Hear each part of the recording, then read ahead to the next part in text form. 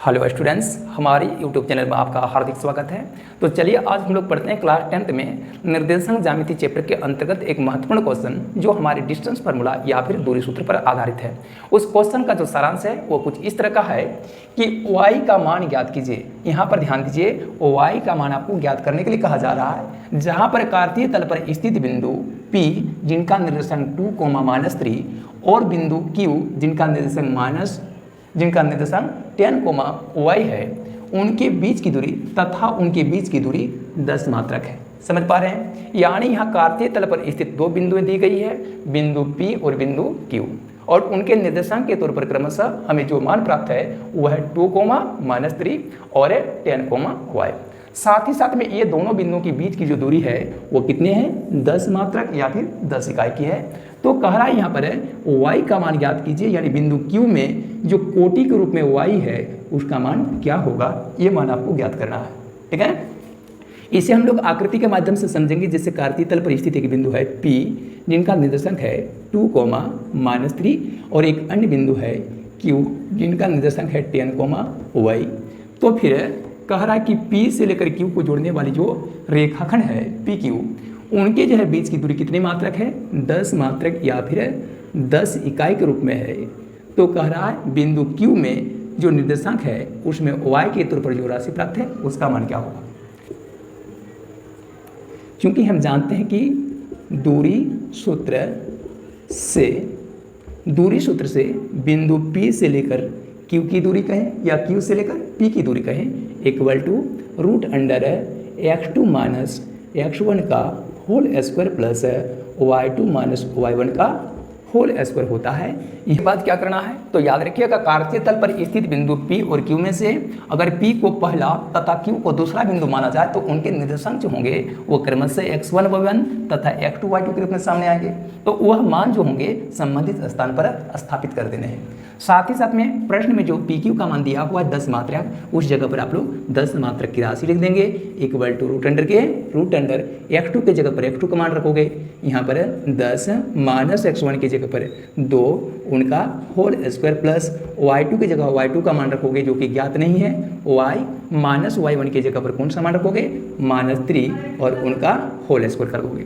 यहाँ 10 इकाई √√, यहाँ पर है घटाओगे, 10 में 2 घटा दोगे 8 होगा, 8 का स्क्वायर प्लस इनको जब हल करोगे तो y - 3 का होल स्क्वायर।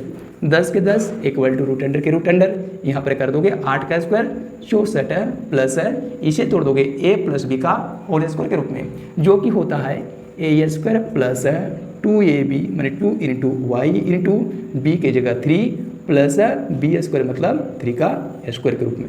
ठीक है, फिर इसे हल करोगे 10 के 10 √64 है प्लस प्लस है, यहाँ पर प्लस लगाओगे, फिर y का स्क्वायर कर दोगे y² प्लस 2 × y × 3 कर दोगे तो प्लस 6y होगा और प्लस 3 का स्क्वायर कर दोगे 9 हो जाएगा। 10 √√, है फिर इन का ब्रैकेट तोड़ोगे 64 प्लस प्लस प्लस है y² plus plus plus 6y फिर प्लस प्लस प्लस 9। फिर देखिए 9 और 64 की राशि दोनों जुड़ जाएगी, क्योंकि दोनों ही चिन्ह में दोनों ही क्या है? धनात्मक अचर राशियाँ हैं। तो उस स्थिति में प्राप्त जो है परिणाम क्या होगा? तो बाएं साइड में 10 के 10 √64 और 9 जोड़ दोगे 73 प्लस y² प्लस 6y। ठीक है, अब क्या करना है? इसके और आगे बढ़ना है और उस स्थिति में क्या करना है? दोनों पक्षों का अब वर्ग करना है। ठीक है, दोनों पक्षों का वर्ग करने पर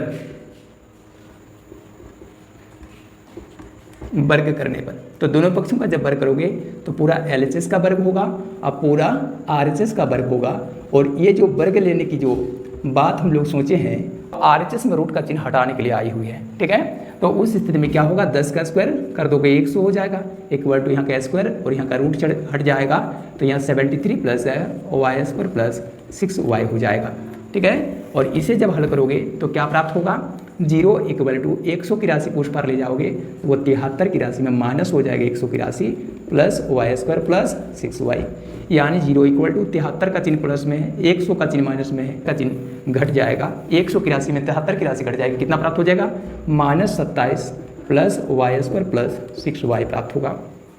अब इसे जब हल करेंगे तो इसको हम लोग 0 के 0 इक्वल टू, इसको थोड़ा सिस्टमेटिक लिखें, यानी सेकंड वाले पद को फर्स्ट में लिख लेते हैं, फिर थर्ड वाले पद को लिखते हैं +6y और अंत में -27 लिख सकते हैं। या इसको हम लोग प्लट कर सकते हैं पूरा RHS को LHS में और LHS को RHS में ले जाएं तो y² + 6y -27 इक्वल टू 0 लिख सकते हैं। ठीक है, यहाँ पर देखिए ये जो स्वरूप आया है वह एक द्विघातीय समीकरण के रूप में है, तो चाहें तो इसको गुणनखंड विधि से भी हल कर सकते हो और द्विघातीय सूत्रण विधि से भी हल कर सकते हो। तो हम इसको द्विघातीय सूत्रण विधि से अगर हल करना चाहेंगे तो y² के गुणांक को a, y के गुणांक को b तथा यहाँ पर अचर राशि को c मानते हुए उनका विविक्तीकर या d ज्ञात करेंगे, जो कि b² - 4ac के फार्मूला से प्राप्त होगा।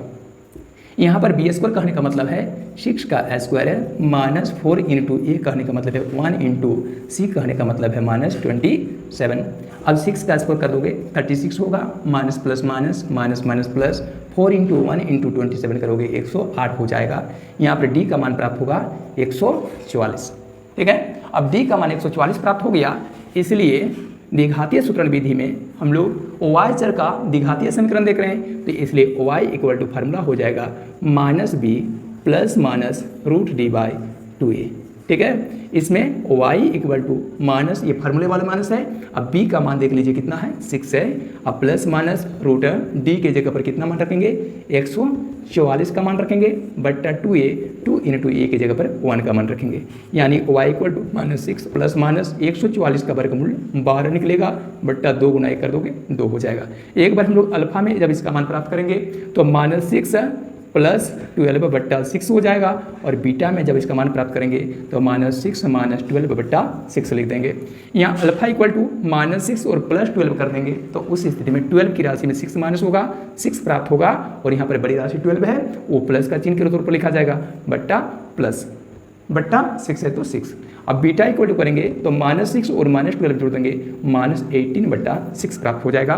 इनमें काटछाट करोगे तो 6 1 के 6, 6 1 के 6, एक बार में कटेगा, और यहाँ पर प्राप्त करोगे तो 6 के 6, 6 × 18, यानी अल्फा के रूप में यहाँ प्राप्त होगा 1/1 1, और बीटा के रूप में यहाँ पर प्राप्त हो जाएगा -3/1 यानी -3। याद देकर y के आपको 2 मान प्राप्त हो गए, 1 या फिर -3।